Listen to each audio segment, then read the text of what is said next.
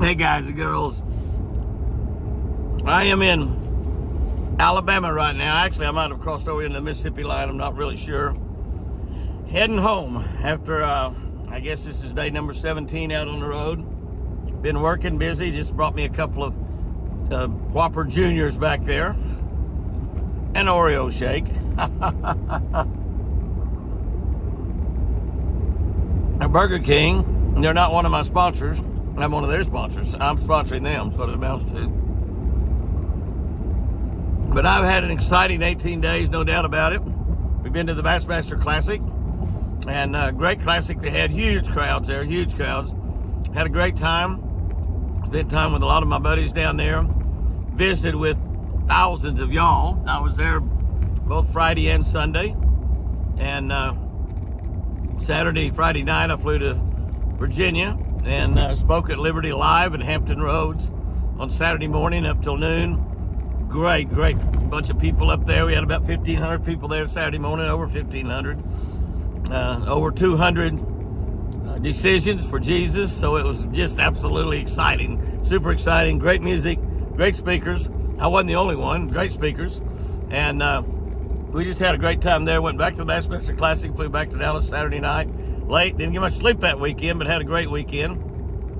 Then I went on down to Louisiana after that. Took my Ranger 521R Shell Rotella wrap boat, Mercury motor, down to the Louisiana Sportsman Show at La Place, Louisiana, just north of New Orleans, there on Lake Pontchartrain. And was there Friday, Saturday, and Sunday. I put my boat in there Thursday, took all day to clean it up, but boy, it looked good. Man, it looked good. That boat looked so good. And visited with people there Friday, Saturday, and Sunday. Had an incredibly great time, just a great time. Used Monday to drive on over to Alabama, and took Monday, Tuesday, Wednesday.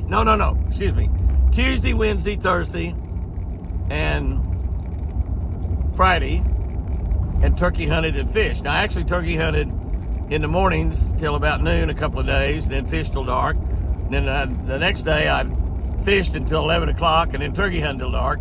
Did not see a single gobbler, none, zero. And I did hear 4 gobbles. I think it was the same turkey both times. Gobbled twice on the roost up in the tree.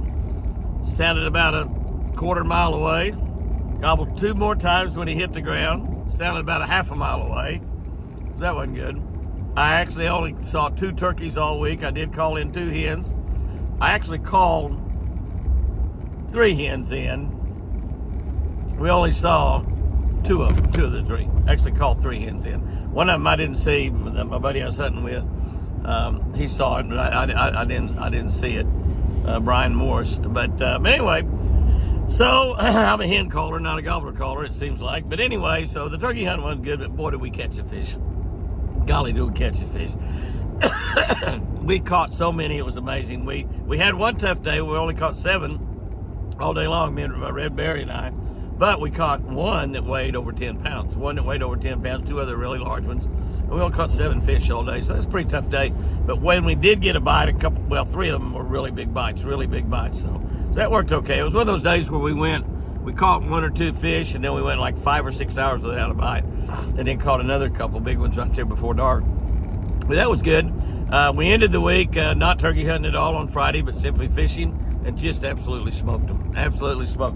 We shot a television show, and Pat Turner was there, who runs our production company, and we had all these storms rolling around that been devastated the South with all the tornadoes, and several people actually lost their lives in these storms. And Pat was concerned about driving into these storms late at night, and so actually he left at about noon. And I think he actually left at noon to driving back to Oklahoma. And Red and I went and fished another lake that we knew about. That we had a chance to go fish.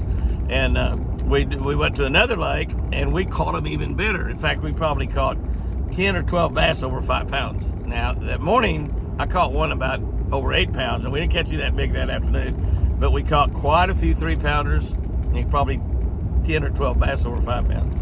So we don't have any video of all that because Pat was gone, but we did. It was great. I mean, it was absolutely great fishing. We just had a blast. We had a blast.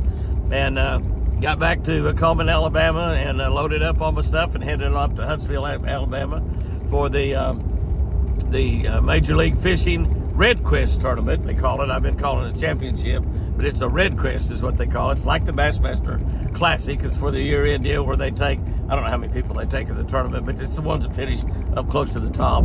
And they have that big tournament. That tournament pays $300,000 also. I believe that Dustin Connell won that tournament.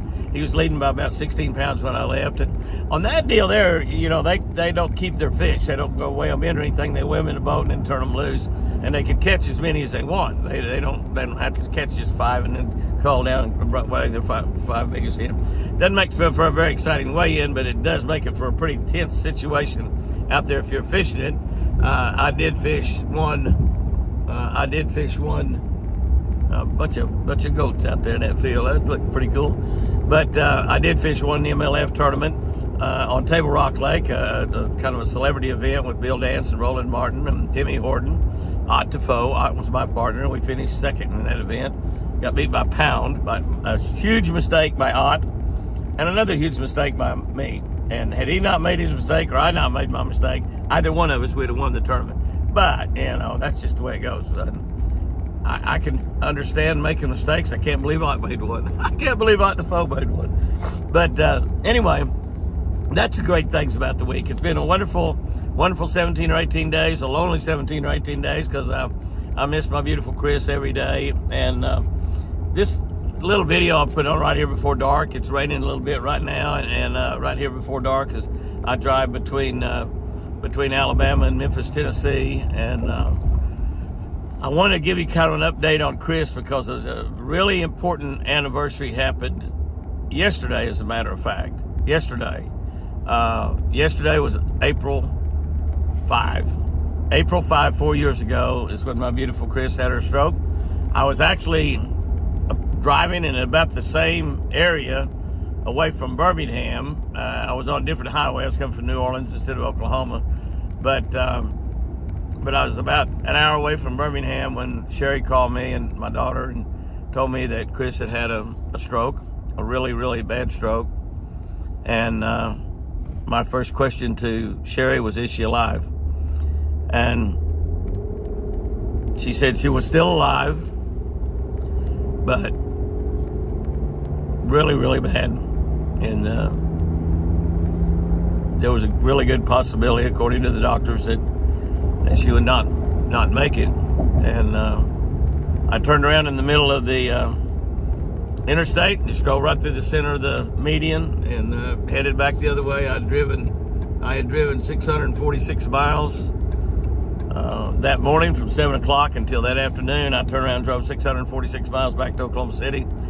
Drove 22 and a half straight hours. I spent that last 646 hours crying out to God. I don't know if you could call it actually praying. I was sure talking to God. Most people call it a prayer. The Bible talks about crying out to God when you're desperate, crying out to God when you have a really dire situation. That's what I was doing. I've done that only a few times in my life, but I cried out to God. I prayed constantly for 646 miles. Shed a lot of tears. I don't know what all was going through my mind, but I talked to God a lot. And I just kept asking him over and over, just let her live. Just let her live. I know she's going to be damaged. Her brain was severely damaged, but it doesn't matter. I love her so much. And let her live, dear Lord. Please let her live. Let her live. And God did. God answered that prayer 100%. I didn't know how bad she was injured. I knew it was really, really bad when I made it to the hospital that morning at 4:30. I'd driven, like I said, 22 and a half straight hours, and met with the doctor around 6 o'clock or something, I don't know, and he told me that it was extremely severe.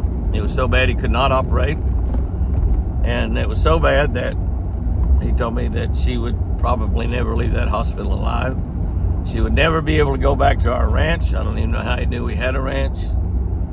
And that she would have to live in a nursing home for the rest of her life. She would never be able to go back home and think. The reason I share this today, and I shared it with you a couple days after that. I think maybe on a Tuesday or Wednesday, because Chris does a deer video with our pet deer that we have, and a wild deer also. We fed wild deer and pet deer and some of them by hand. And she has a deer video she put out every week, and I realized all of a sudden she wasn't going to be able to put that deer video out, so I had to explain to everybody and all my friends and out there on social media why Chris would not be having her deer video. And I wasn't going home that week. I spent every day there the first couple of weeks in the hospital room with Chris and just did not go home. She was in the hospital 6 or 8 weeks all told, and Sherri and I took turns after that first couple of weeks. Pretty much the first couple of weeks, Sherri and I both were in there. It was during COVID. They told us we couldn't stay in the room with them, but we just simply didn't take no for an answer.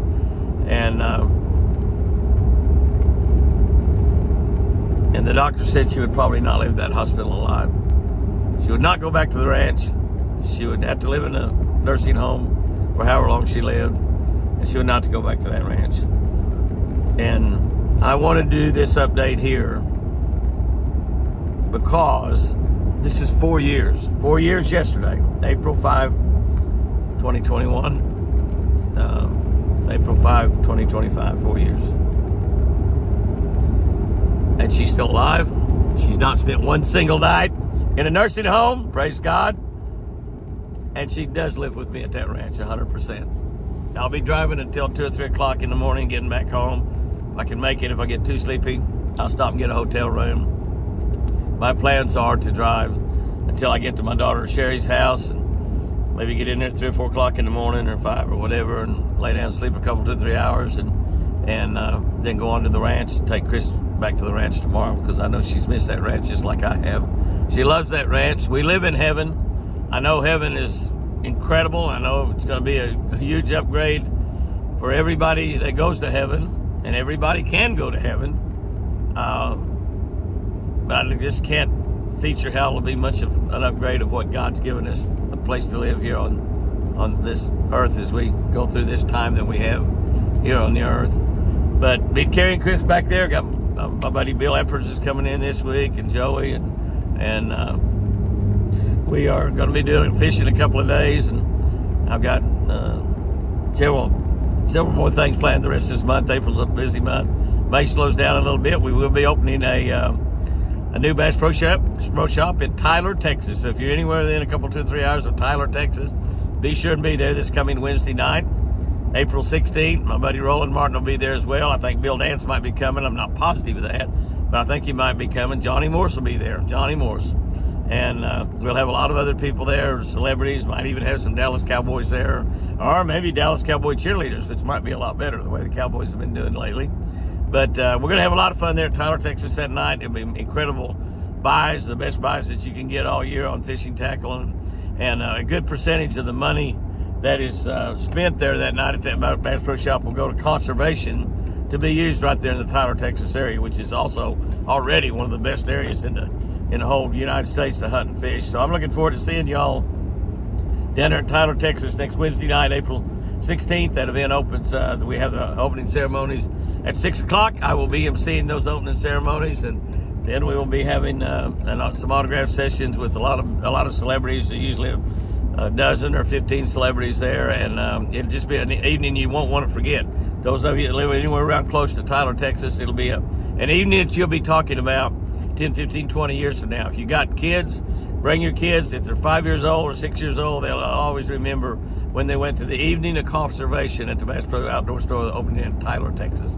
Tyler, Texas. I don't know if I ever thought I'd see a Bass Pro in Tyler, Texas, but what a great town that is. I've spoken to churches down there a couple of times. Great people, lots and lots of friends from Tyler, Texas, and actually owned a ranch not too far from there over in Athens, Texas. Chris and I owned that ranch for quite a few years, and we sold that one where we actually got the money to buy our interest in the Twin Eagle Ranch. We own half, an undivided interest in that. We have one partner in there, Aaron Wells, and it kind of all started right there close to Tyler, Texas. Lake Fork is right there in that area, so you might come down there and fish in Lake Fork all day, have a chance to catch your PB, your biggest bass ever, and then come to that evening conservation that night. But I want to end this with talking just a little bit about Chris. She's just doing what's so wonderful. She's so beautiful. She's 77 years old. Hard for me to understand that, but when I understand I'm 80, she's only 3 years younger than me, so she is 77 years old. She is an incredibly, incredibly beautiful woman for 77 years old. I'm 80, but I'm not dead. I'm still a man, and I look at pretty girls all the time. I don't know if I've ever in my life seen a 77-year-old woman anywhere near as old as my beautiful Chris. But then when she was 20, she was beautiful. When she was 30 and 40, she was beautiful. But she doesn't have any wrinkles. Her skin is beautiful and soft and warm to the touch. And she's just an incredibly beautiful woman. I'm so blessed. We've been married 61 years. And she has not improved a lot from this time last year to now, but she has improved. God continues to heal her every day. She talks much, much better than she did, say, this time last year. Probably talks better than she did this time 6 months ago. She doesn't say everything perfectly, but she says a lot perfectly.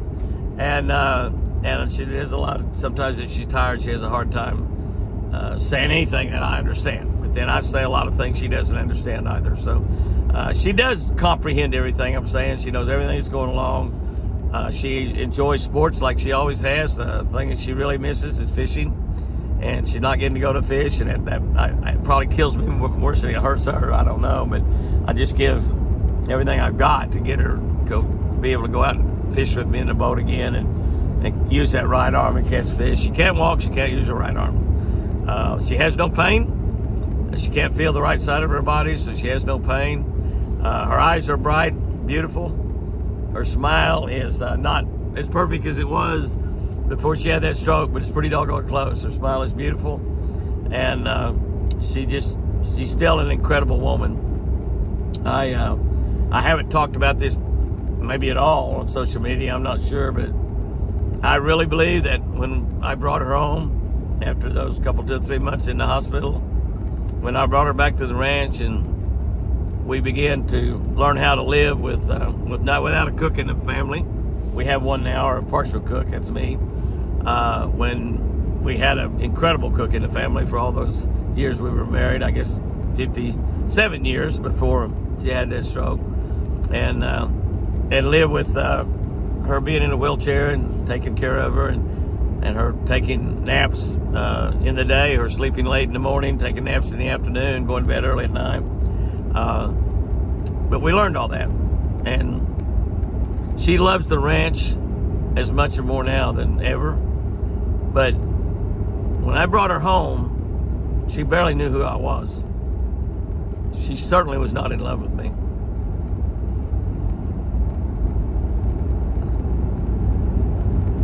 I was still badly in love with her, but she wasn't in love with me. I didn't share that with anybody, but I knew that, I could tell that. She hardly knew who I was. And here she was, sleeping with a man, living with a man that, honestly, she barely knew. I took that as a challenge. I took that as a challenge to, by golly, just make her fall in love with me again. And I was really confident I could do that. I was confident the first time I did it. And it was really hard that first time for her to fall in love with me. She rejected me for quite a while before she ever would even hardly talk to me, let alone go out on a date. But when she did fall in love with me, she fell really, really hard, I gotta say that. And I think, without a doubt, when I got saved at 12 years old, that God chose that little Indian girl in Cherokee County to be my wife. He put her on that mountain of blessings that he has for me when I got saved. And she fell in love with me. And I believe that all of the time that we've been married.